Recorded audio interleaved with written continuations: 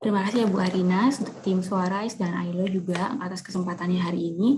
Oke, perkenalkan nama saya Nurhuda Astari, biasanya dipanggil Anung. Saya izin share screen ya Bu ya. Oke.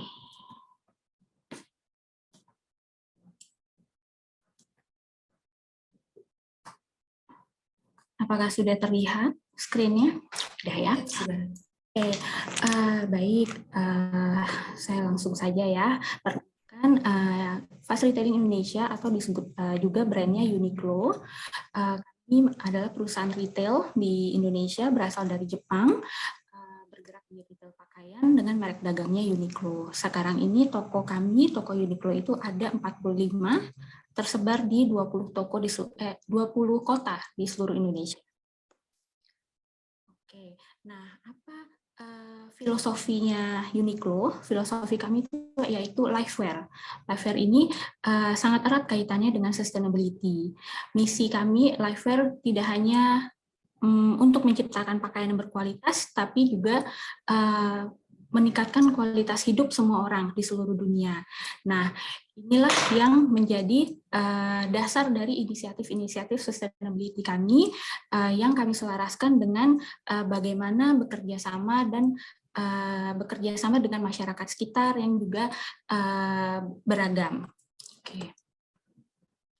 Nah, ini adalah pilar sustainability activity kami. Jadi ada 3 pilar. Yang pertama itu people, planet, dan society. Pilar pertama untuk sustainability ini yaitu sangat erat kaitannya dengan people. Jadi kami berkomitmen untuk menciptakan tempat kerja yang menghargai hak asasi manusia dan juga menghormati keragaman manusia, termasuk diantaranya para penyandang disability, gitu ya. Kami ingin juga memastikan tempat kerja itu aman dan semua orang, semua karyawan bisa berkembang, mengembangkan potensi dirinya seutuhnya, gitu. Dan seperti yang saya sebutin tadi, keragaman atau diversity itu menjadi apa ya? Merupakan prinsip yang sangat penting bagi kami karena kami percaya kita harus menerima dan menghormati nilai-nilai yang berbeda karena itu merupakan apa ya, justru diversity itu merupakan kekuatan, poin kekuatan kami, dan salah satu langkah yang kami lakukan adalah dengan meng-hire ya, merekrut kawan-kawan penyandang disabilitas di toko-toko kami. Nah, saat ini kami sudah punya 13 orang karyawan penyandang disabilitas ya. Kami memulai program ini dari tahun 2014. Dan di tahun 2018 yang lalu, Facilitating Indonesia memperoleh penghargaan atau diakui sebagai perusahaan yang terbaik yang mempekerjakan penyandang disabilitas oleh Kementerian Tenaga Kerja.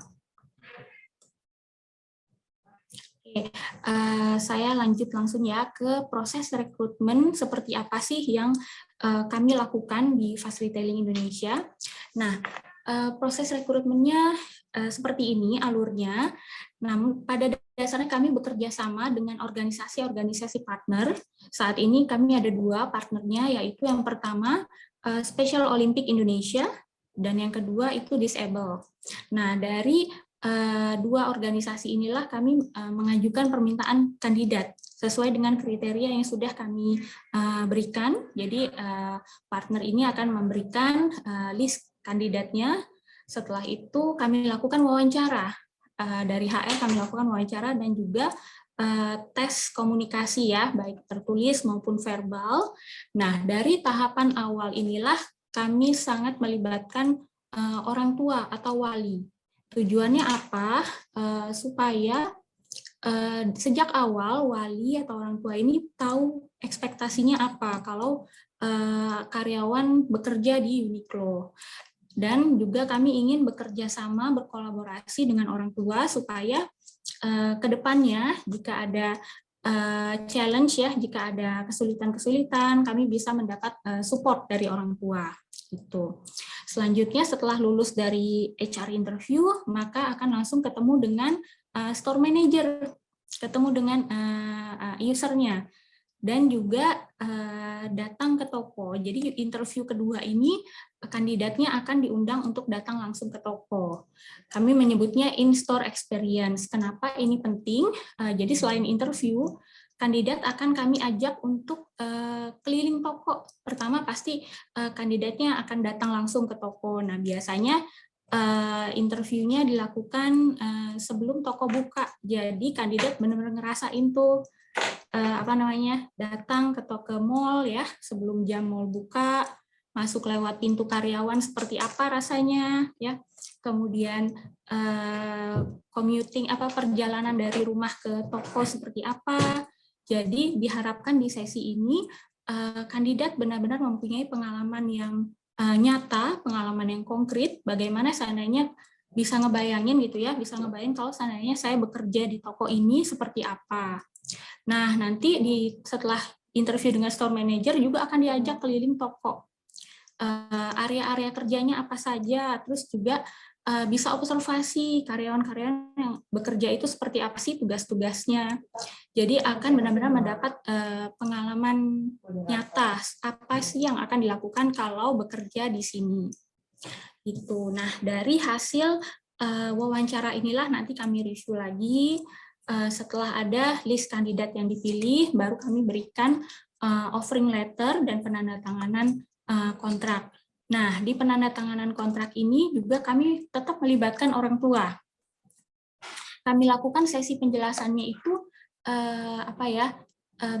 bersama-sama dengan orang tua. Jadi orang tua juga tahu apa sih yang harus diperhatikan ketika bekerja, terms and condition-nya apa, pasal-pasalnya apa, kemudian juga compensation and benefit-nya seperti apa.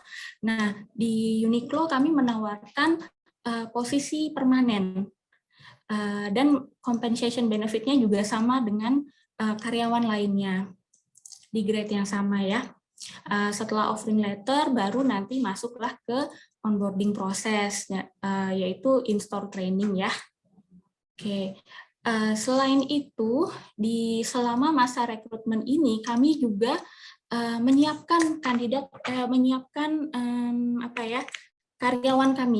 yang ada di toko. Kami jelaskan dulu, kami lakukan dulu training terhadap store manager. Dan juga kami jelaskan kepada store manager dan store staff ya, apa-apa yang harus disiapkan untuk menerima karyawan baru yang akan masuk ini.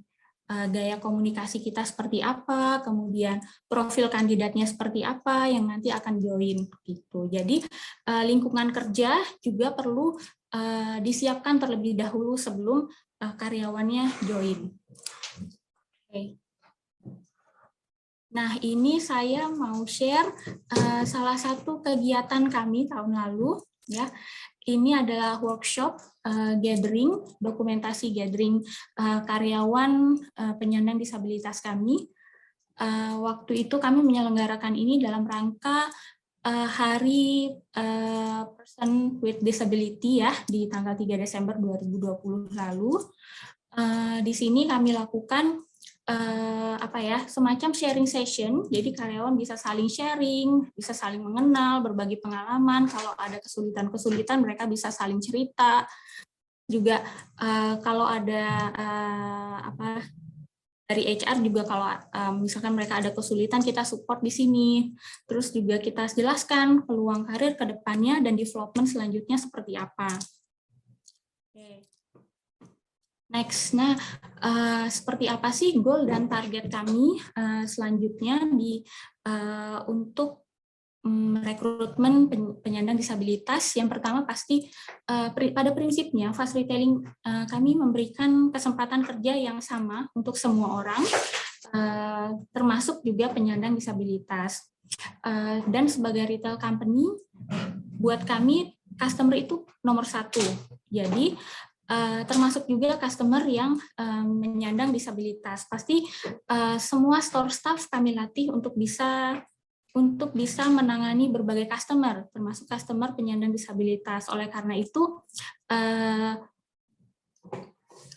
satu cara kami adalah jika dengan kami memiliki rekan kerja penyandang disabilitas, baik itu rekan kerja yang tuli ataupun teman yang tunagrahita, kami bisa lebih memahami, bisa lebih melatih gaya komunikasi kami, bisa lebih sabar ya, bisa lebih empati, sehingga pada akhirnya kami ingin semua store staff kami bisa melayani customer, termasuk customer disabilitas. Dan kedepannya target kami adalah mempekerjakan minimal 1 orang penyandang disabilitas di toko. Oke, sekian dari saya. Terima kasih, Ibu Arina. Baik, terima kasih Bu Anu untuk penjelasannya. Keren sekali ya, sudah bekerja dengan teman-teman tunagrahita dan juga teman-teman tuli. Gitu. Baik, selanjutnya saya akan berikan kesempatannya kepada Bapak Antoni untuk menjelaskan bagaimana nih pengalaman dari Alfamart dalam merekrut tenaga kerja disabilitas. Dipersilakan Pak Antoni. Ya, terima kasih Bu. Saya coba share screen ya Bu ya.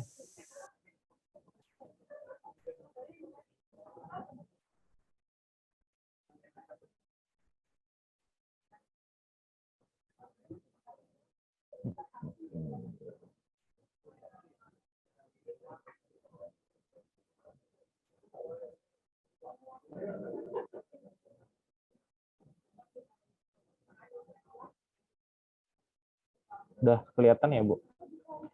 Sudah Pak. Ya, semangat pagi buat Bapak Ibu sekalian. Sebelumnya saya ucapkan terima kasih untuk kesempatannya hari ini bisa sharing gitu ya di di tengah Bapak Ibu sekalian gitu ya. Luar biasa setiap tahun kita sekarang sudah punya agenda rutin gitu ya memperingati Hari Disabilitas Internasional itu. Nah, saya siang ini mungkin ini jam-jam rawan gitu ya Bapak Ibu ya. Saya sih lebih banyak akan cerita gitu ya bagaimana Alfamart, tidak hanya Alfamart tapi Alfamidi juga gitu. Bagaimana kami melakukan proses perekrutan karyawan disabilitas. Kalau di Alfamart kami namakan sebetulnya adalah Alfability Bapak Ibu sekalian. Jadi apa sih itu Alfability? Alfability itu singkatan dari Alfamart Disability gitu. Nah, bagaimana kami membangun Alfability ini sebetulnya perlu Bapak Ibu sekalian bahwa samalah dengan tadi yang sampaikan pembicara sebelumnya dari Uniqlo bahwa kita sepakatlah kita ingin gitu ya menjadi perusahaan yang inklusif. Jadi mengakomodir semua, tidak melihat gitu ya dari background, dari kondisi apapun gitu ya. Kita berharap kita bisa menerima karyawan tanpa melihat latar belakang yang kondisinya menjadi pembeda, tapi kita coba melihat bagaimana kita bisa saling menghargai dengan keberagaman yang ada. Gitu. Nah, kalau bicaranya, saya sih nanti lebih akan banyak menyampaikan dari mulai awalnya dulu gitu ya, Alfability ini, karena kita ketahui bahwa dasar awal kita Alfamart menjalankan ini pasti dasarnya kaitannya dengan aturan pemerintah awalnya seperti itu. Nah, aturan pemerintah ini pun sebetulnya kalau kita bicara keberpihak kepada teman-teman disabilitas, kita sudah jalankan sebelum aturan ini ada, tapi dalam bentuknya memang dalam bentuk yang berbeda gitu ya. Nah, bentuknya seperti apa gitu. Nah, sebetulnya dalam visinya Alfamart sendiri gitu, itu sudah sangat jelas bahwa kita Alfamart itu bisa dimiliki oleh masyarakat luas tanpa melihat apapun kondisinya, apapun background-nya gitu. Jadi Alfamart sendiri jelas di visi kami itu sudah dituangkan bahwa kami tidak Alfamart ini tidak melihat tidak melihat perbedaan yang ada, tapi Alfamart ini mau menjadi bagian, mau dimiliki oleh siapapun kan begitu. Nah, itu pun tertuang sebetulnya di misi kami seperti itu ya. Nah, terus kalau bicaranya tantangan awal, gitu ya. Tadi kalau bicaranya aturan pemerintah kita harus 1% karyawan Alfamart itu ada saat ini sekitar 130.000 secara nasional. Berarti kita 1%-nya kita harus merekrut 1.300 karyawan disabilitas. Luar biasa ya Bapak Ibu ya. Bukan jumlah yang sedikit. Mungkin kalau bicara berdasarkan data teman-teman disabilitas itu di Indonesia memang itu masih sedikit, tapi untuk sebagai corporate untuk bisa merekrut 1.300 itu sangat sangat besar gitu. Apalagi kami nggak punya pengalaman bagaimana cara merekrut karyawan disabilitas, sehingga banyak sekali tantangan di awal yang kami hadapi gitu ya. Tantangannya pasti yang namanya dari skala jumlah dulu gitu ya.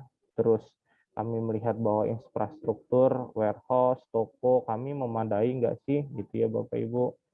Terus nanti bicara penempatannya, kalau kita nanti penempatan di toko, tanggapan konsumen gimana? Kok tega banget sih Alfamart ya ngerekrut teman-teman disabilitas jadi karyawannya. Ini tantangan-tantangan di awal yang kami lihat gitu ya. Terus yang nanti kalau nanti teman-teman disabilitas ini ada, terus siapa yang dampingin setiap hari? Terus cara merekrutnya bagaimana? Terus nanti nge-trainingnya bagaimana? Banyak sekali ini tantangan di awal yang kami hadapi. Nah, dari tantangan yang ada, kami coba setup Alfability ini gitu ya, Bapak Ibu. Mulai dari kami belajar bahwa awalnya bicaranya Alfamart ini sebetulnya kita punya slogan Alfamart Sahabat Indonesia. Jadi sebelum kami setup yang tadi saya sampaikan bahwa kami sudah melakukan keberpihakan terhadap teman-teman disabilitas, tapi hanya bentuknya karitatif. Jadi kami hanya membagikan kursi roda, terus memberikan alat bantu dengar seperti itu. Hanya bentuk-bentuk karitatif. Ternyata karitatif itu tidak cukup Bapak Ibu. Dalam artian kalau di perusahaan Bapak Ibu sekalian selama ini sudah menjalankan karitatif, ini kami sih berharap juga bisa lebih dalam dari itu. Dengan apa? Dengan kita bisa berkolaborasi langsung merekrut teman-teman disabilitas menjadi bagian dari perusahaan kita, yaitu. Nah, dari karitatif itu sebetulnya kita transformatif.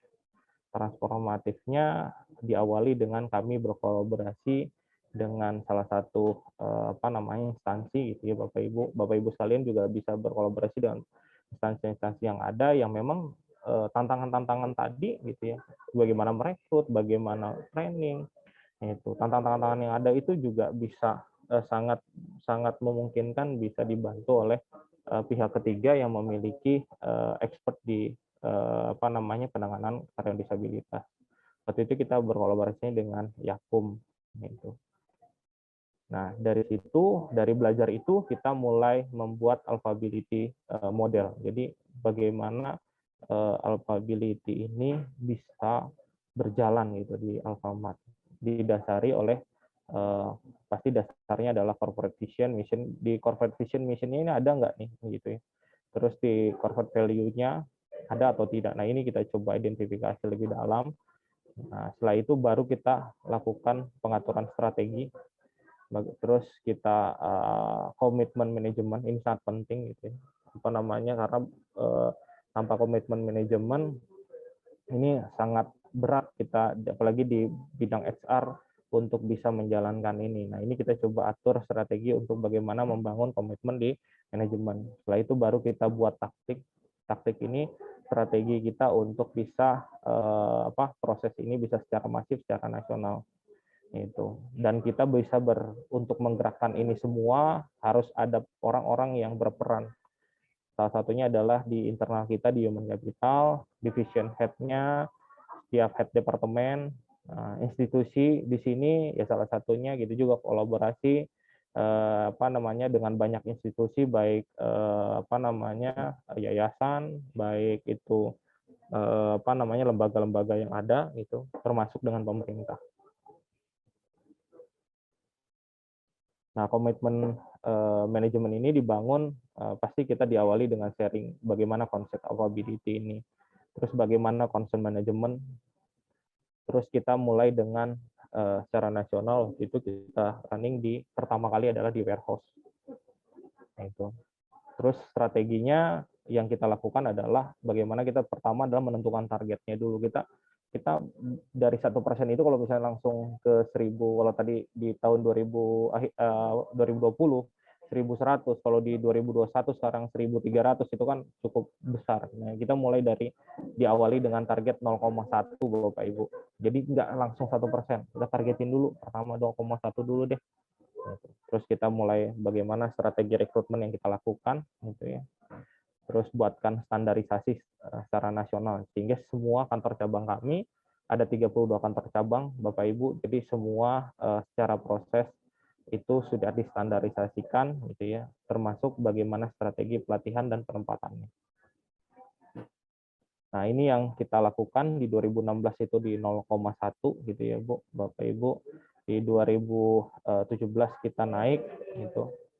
2016 ini start, jadi waktu itu kita baru merekrut itu 5 orang. Di 2017 itu kita udah mulai rekrut 0,1%, 2018 0,2%, 2019 kita naik di 0,4, di 2020 kita di 0,6, di 2021 ini kita target di 0,8. Nah, kita sih berharap tahun depan memang kita masih di 0,8, namun kita akan lebih menekankan ke empowerment. Nah, ini kolaborasinya cukup banyak gitu Bapak Ibu ya, termasuk The Networknet juga kita kolaborasi, beberapa karyawan kami pun kita dapat dari The Networknet ini gitu ya. Ini kolaborasi yang kita bentuk. Nah, bentuk kolaborasinya banyak sekali dari narasumber di seminar, proses seleksi, proses training, transaksi. Jadi memang kami sangat terbuka gitu ya. Alfamart sangat terbuka untuk bisa berkolaborasi dengan apa namanya dengan pihak manapun yang concern kaitannya dengan teman-teman disabilitas. Kita bisa belajar, kami Alfamart bisa belajar, begitupun pihak ketiga juga bisa belajar dari apa yang kami apa namanya jalankan. Nah, perkembangan Alfability ini di 2020 Bapak Ibu kita sudah landing di 693 karyawan. Kalau di 2021 ini kita sudah di 700 closing di bulan Oktober kemarin 753 karyawan secara nasional. Sebaran karyawan disabilitasnya di semua kantor cabang, Bapak Ibu, kami di 32 kantor cabang, semuanya ada. Jadi setiap kantor cabang itu punya targeting sama gitu di 0,8 di tahun ini. Ini sebaran jabatannya, jadi ada di, memang masih banyak, lebih banyaknya adalah di level clerk.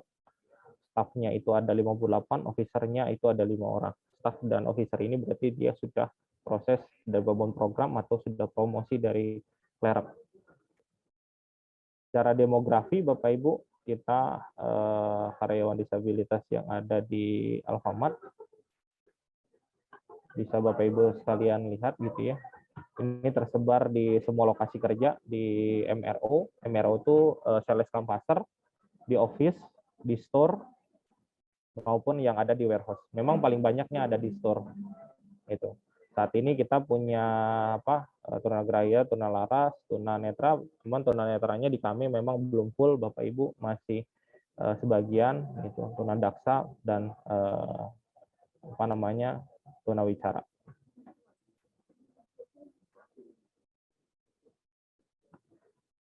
Ini logonya Alfability yang tadi saya sampaikan.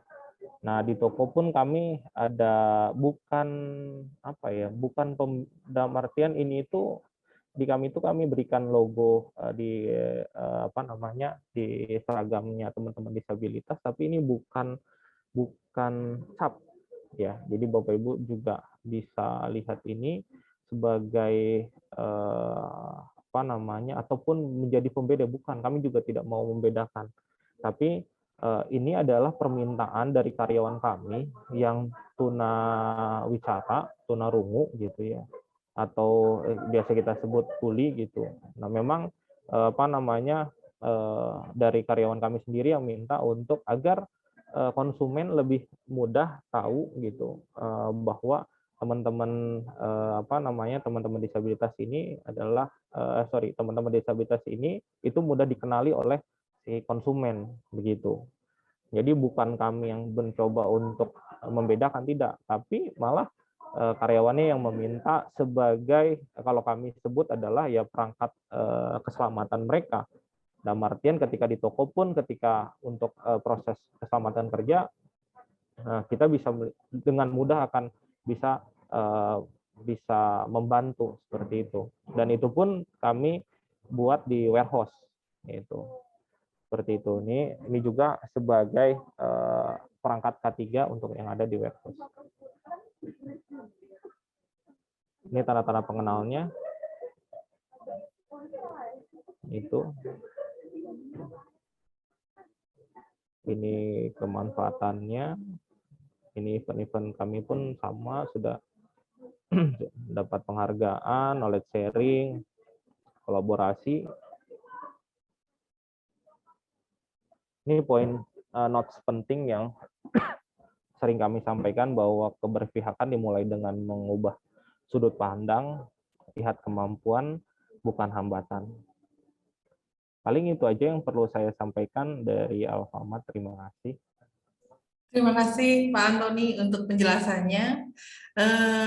Sekarang kita akan ada di sesi tanya jawab. Ini menarik sekali nih, karena tadi saya juga sudah melihat untuk dari Uniqlo dan Alfamart sendiri sudah memulai nih ya, jadi perintis untuk yang merubah paradigma. Tadi di Pak Antoni juga ada untuk berubah perspektif, bukan hambatan tapi kemampuan. Dan juga bahkan di Uniqlo juga sudah dengan Grahita, yang menurut kami, dari kami pun itu masih belum banyak yang membuka, tapi Uniqlo sudah bisa untuk membuka, jadi itu keren sekali. Baiklah, ini ada beberapa pertanyaan. Yang pertama ini ada dari Ujang Maulana. Nah, ini pertanyaannya adalah mengenai jenjang karir.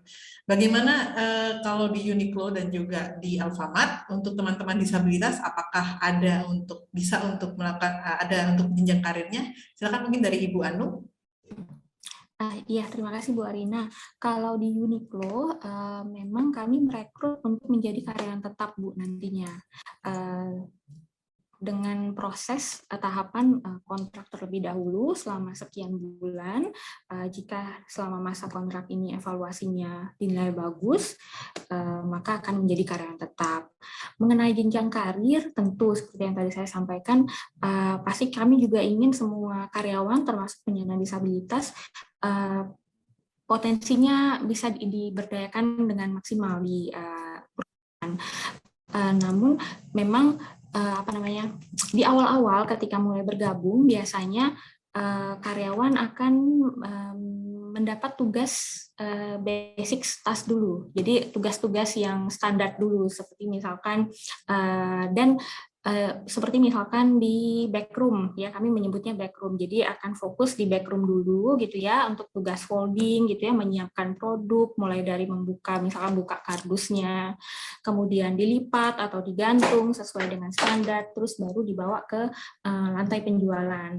Nah, seiring waktu kalau semua tugas-tugas itu sudah dikuasai, baru nanti dan karyawannya juga sudah percaya diri gitu ya untuk ketemu dengan customer, untuk bisa belajar tugas-tugas lain, baru mereka akan mendapat pelajaran untuk mengerjakan tugas-tugas lain. Di kami sih tidak ada batasan harus hanya boleh di A, B, C saja, tapi semuanya boleh belajar di bagian apa saja. Dan juga boleh ikut ujian atau tes untuk kenaikan grade. Ya, tapi memang mungkin butuh waktu yang lebih panjang gitu ya untuk bisa menguasai semua tugas gitu ya, misalkan, karena kan pasti ada banyak ya tugas-tugasnya, mulai dari melipat, kemudian tugas di fitting room misalnya, atau ketemu customer di shop floor, seperti itu. Itu Bu. Terima kasih jawabannya. Bagaimana dengan di Alfamart, Pak Antoni? Oh, Ya. belum. Untuk yang di Alfamart sih yang untuk kaitannya dengan jenjang karir ya Bapak Ibu ya. Untuk yang jenjang karir sebetulnya saat ini kita udah ada 63 karyawan disabilitas yang sudah promosi jabatan gitu ya. Dari kalau bicara tadi angkanya di 600 sekian itu udah ada 10% berarti ya. Udah ada 10% yang promosi ke level officer maupun ke level staff. Sebetulnya di kita itu tidak kita bedakan kaitannya dengan proses promosi grade maupun promosi level. Kalau di kami gitu ya, promosi jabatan mungkin yang Bapak Ibu kenal itu tidak kami bedakan, dalam artian baik karyawan disabilitas dan non disabilitas sebetulnya selama punya punya kompetensi gitu ya untuk di jabatan tujuan itu sangat terbuka sebetulnya. Jadi jangan ragu teman-teman disabilitas, nanti saya masuk Alfamart terus nanti saya bisa nggak ya naik jabatan. Selama teman-teman mau mengembangkan kompetensi teman-teman ke jabatan yang teman-teman tuju, itu pasti sangat bisa. Itu sih. Baik, terima kasih Pak Antoni. Kemudian ini ada pertanyaan dari Ibu Katarina Wulandari. Yang pertama tentang berapa lama waktu yang dibutuhkan untuk mempersiapkan infrastruktur dan juga manajemen sampai akhirnya mencapai proses rekrutmen. Dan kemudian apakah ada challenge? Nah, silakan Ibu Anung.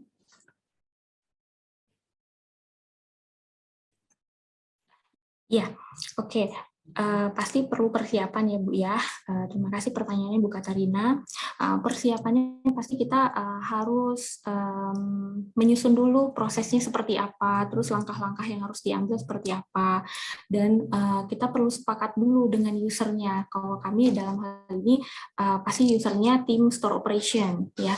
Untuk store operationnya kita perlu sepakat dulu tokoh-tokoh mana saja yang sudah siap nih menerima karyawan dengan disability. Tentu kami pilih juga store manager yang lebih senior, yang lebih pengalaman gitu ya, yang bisa handle challenge untuk punya tim disability.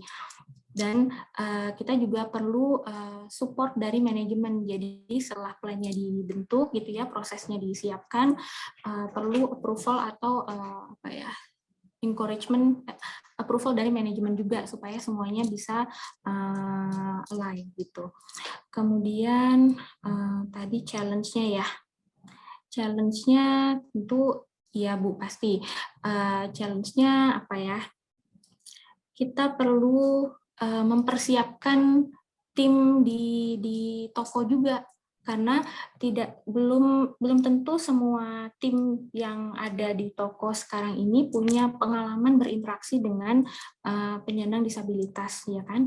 Jadi HR dan tim sustainability perlu punya sesi khusus untuk store manager, apa-apa saja yang harus diperhatikan jika berbicara dengan misalkan teman tuli atau teman disabilitas tunagrahita, tips-tipsnya apa, do's and don'ts-nya apa, kemudian sebagai seorang trainer, sebagai seorang lead, apa yang harus dilakukan gitu untuk menghandle tim baru ini, seperti itu.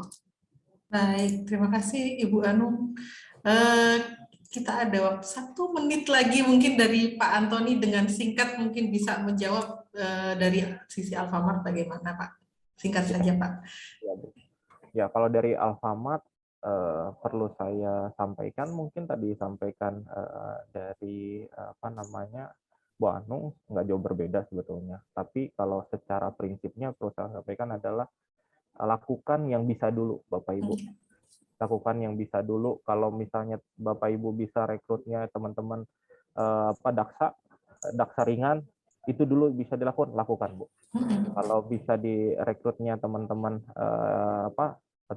tuli, Untuk yang pekerjaan yang kondisinya adalah rutinitas, misalnya seperti di packing seperti itu bisa dilakukan itu dulu.